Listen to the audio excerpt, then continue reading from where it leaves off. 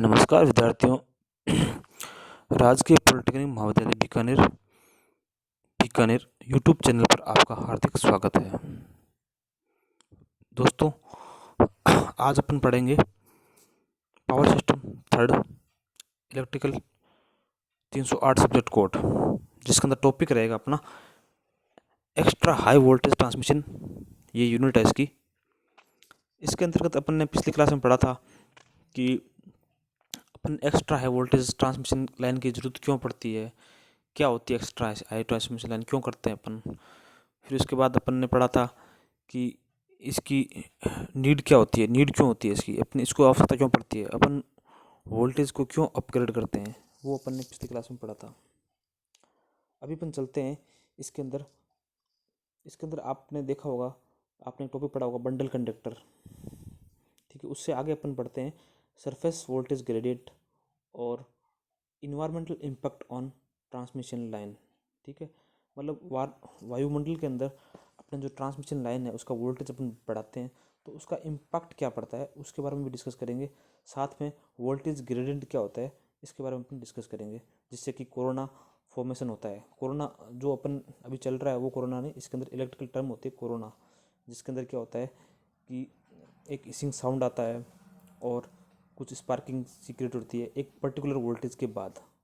तो उसके लिए अपन पहले स्टडी करेंगे सरफेस वोल्टेज ग्रेडियंट, वो क्या होता है, उसके बारे में अपन डिस्कस करेंगे, ठीक है। दोस्तों, अपन ने फिर आपने थोड़ा सा मैं ओवरव्यू करता हूँ पिछली क्लास का, जिसके अंदर अपन ने पढ़ा था कि अपन ने पावर जनरेशन, पावर ट्रांसमिशन और डिस्ट्रीब्यूशन अपन 3 भागों में बांट रखा होता है। बेसिकली क्या है कि ट्रांसमिशन जो होता है वो हाई वोल्टेज पर करते हैं अपन। हाई वोल्टेज पर क्यों करते हैं वो अपन ने डिस्कस किया था पिछली क्लास के अंदर। लेकिन इस क्लास में अपन ये डिस्कस करेंगे कि हाई वोल्टेज पर करते हैं, लेकिन उसके अंदर कुछ कुछ फैक्टर्स जो होते हैं वो इस पिक्चर में आ जाते हैं कि वो इफेक्ट करते हैं अपने वोल्टेज को ट्रांसमिशन करने के अंदर। जैसे कि कोरोना हो गया, स्किन इफेक्ट हो गया, फेरेंटी इफेक्ट हो गया। तो सारी चीज़ें अपन डिस्कस करेंगे। तो इसके लिए अपन को थोड़ा सा उसका बेसिक्स का पता होना चाहिए कि एक्चुअल में वोल्टेज ग्रेडियंट क्या होता है। वोल्टेज ग्रेडियंट मतलब एक पर्टिकुलर वोल्टेज होता है जो कि एक फेज से फेज की वोल्टेज के बीच में एक पर्टिकुलर वोल्टेज का स्ट्रेस क्रिएट होता है, ग्रेडियंट क्रिएट होता है, जिससे कि अपने कोरोना का जनरेशन हो सकता है, कोरोना प्रोड्यूस हो सकता है। जो कोरोना क्या होता है, ये कोरोना मैं आपको बता दूं कि ये कोरोना वो कोरोना नहीं है जो भी फ़िलहाल में चल रहा है। ये कोरोना है, ये है जो ट्रांसमिशन लाइन के अंदर एक टर्म होती है जिसके अंदर थोड़ी स्पार्किंग होती है, इसिंग साउंड होता है और वॉलेट टाइप का एक मतलब एक स्पार्किंग टाइप की क्रिएट होती है, जिसको अपन कोरोना बोलते हैं। इसकी एक लिमिट होती है, उस पर्टिकुलर वोल्टेज के बाद फिर ये क्या है कि इलेक्ट्रिकल स्ट्रेस जब ज़्यादा बढ़ जाता है, वोल्टेज ग्रेडियंट ज़्यादा हो जाता है, तो उससे कोरोना का फॉर्मेशन होने लग सकता है। तो बेसिकली इसका ये तो अपन ने पिछली क्लास में पढ़ाई था, आपने देखा था कि वोल्टेज को अपन कैसे अपग्रेड करते हैं। जनरेशन होती है, फिर जनरेशन के बाद में आप देखते हो कि वोल्टेज को अपने स्टेप अप किया, स्टेप अप के बाद अपने वोल्टेज कौन सी पर्टिकुलर लिमिट पर किया। जैसे मान लो अपने सपोज करो कि जैसे यहाँ पर 32 kV है, उसके बाद अपन हो सकता है कि उसको 132 से 220 kV तक बढ़ा सकते हैं वोल्टेज, 220 से 400 kV तक भी बढ़ा सकते हैं, 765 तक कर सकते हैं, 800 तक एक्स्ट्रा हाई वोल्टेज माना जाता है, ठीक है। उसके बाद 800 से अगर अब ओपन करते हैं तो उसको बोलते हैं अल्ट्रा हाई वोल्टेज। तो वहाँ पर क्या होता है कि ये जो वोल्टेज ग्रेडियंट की वैल्यू बढ़ती रहती है, ठीक है। एक विजुअल, उसके अंदर 2 टर्म होती है, विजुअल वोल्टेज और एक डिस्ट्रक्टिव वोल्टेज। डिस्ट्रक्टिव वोल्टेज के अंदर क्या होता है कि डिस्ट्रक्टिव वोल्टेज ग्रेडियंट जो होता है उसके बाद अपने कोरोना का फॉर्मेशन स्टार्ट हो जाता है, ठीक है। विजुअल का मतलब होता है जिसके अंदर अपन को कोरोना फॉर्मेशन दिखने लग जाता है कि लाइन के अंदर, जैसे अपन देखते हैं कभी कभी हाई वोल्टेज पर आपने नोटिस किया होगा कि बहुत ज़्यादा हाई वोल्टेज है तो उसके नीचे से अपन निकलते हैं तो थोड़ी सी आवाज़ सी आती है, स्पार्किंग की आवाज़ आती है, काफ़ी आवाज़ साउंड क्रिएट करता है। तो वो एक्चुअल में कोरोना फॉर्मेशन का ही एक लक्षण होता है, कोरोना फॉर्मेशन का ही इफेक्ट होता है। हालांकि जब ज़्यादा इस कोरोना फॉर्मेशन होता है तो काफ़ी बड़ी मात्रा में वॉलेट गैसें निकलती है, तो और फिर उसके बाद वो कोरोना फॉर्मेशन हो जाता है, ठीक है। तो उसके लिए अपन एक फार्मूला होता है जिसको बोलते हैं अपन, जैसे ये देखो आप टावर देख सकते हो, इसके अंदर अपन क्या करते हैं, नॉर्मली बंडल कंडक्टर यूज़ करते हैं। जितना वोल्टेज बढ़ाएंगे उसी हिसाब से अपन को क्या है कि बंडल कंडक्टर यूज़ करते हैं।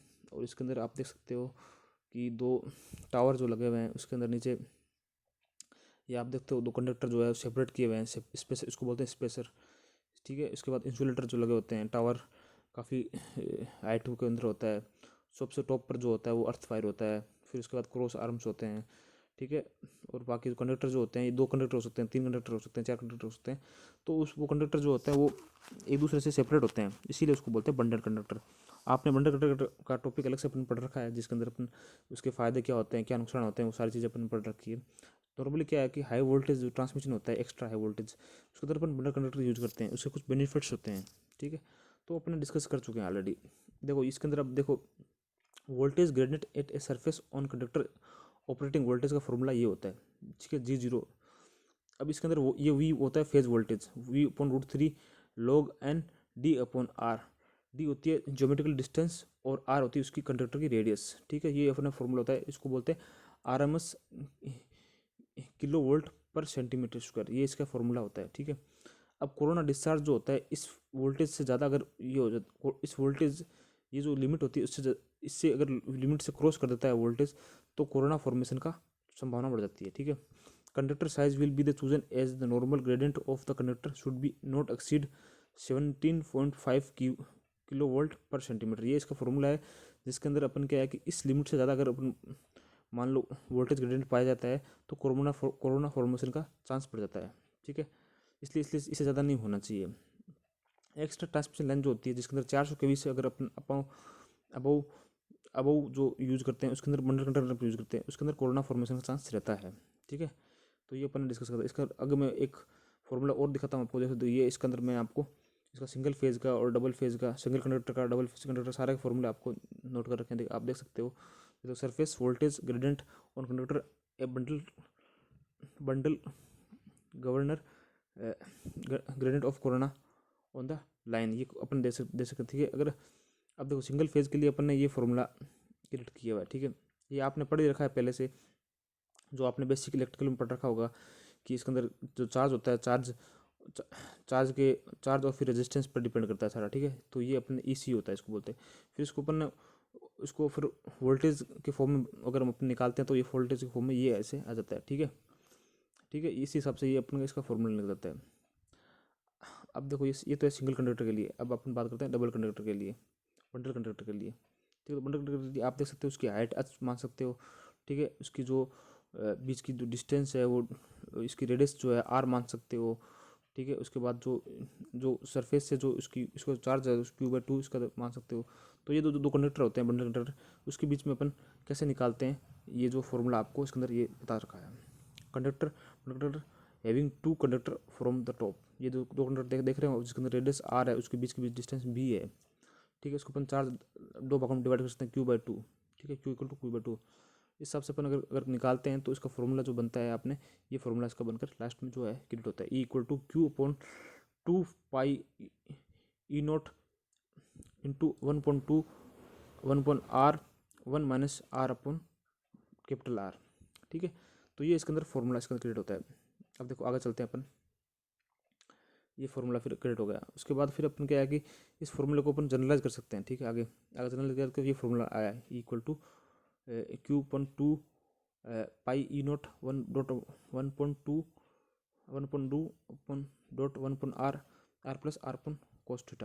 ठीक है।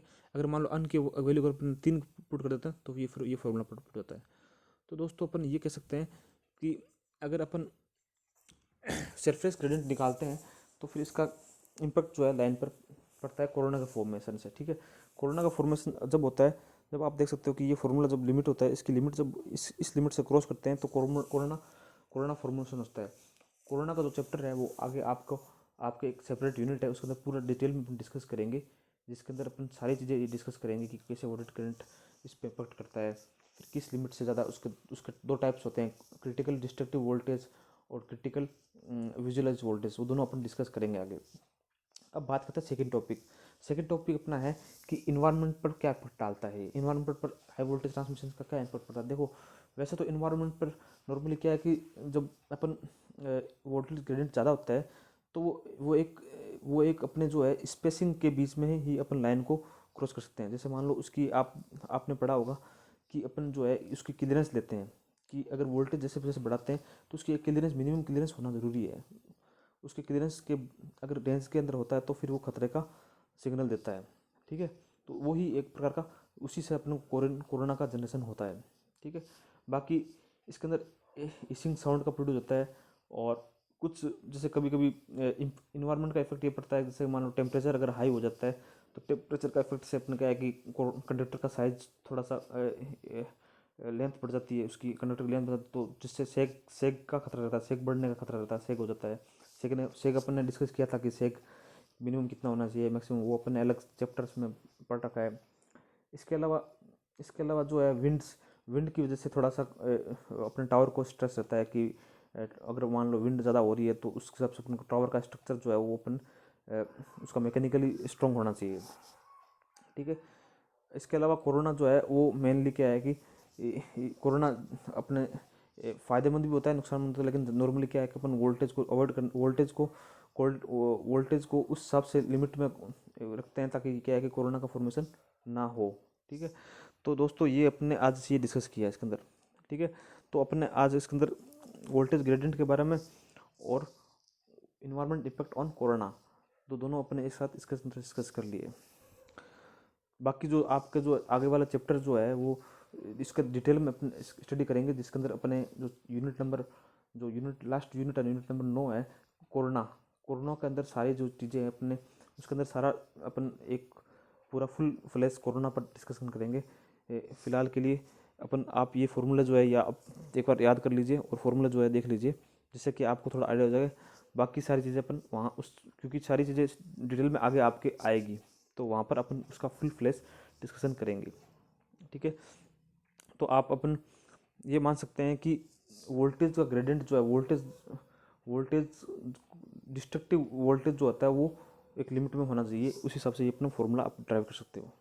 ठीक है, तो दोस्तों फिर ये मैं अभी इसको यहीं पर समाप्त करता हूँ और आगे वाला जो चैप्टर आएगा कोरोना उसके अंदर अपन ये सारी चीज़ें वो फिर से डिस्कस करेंगे।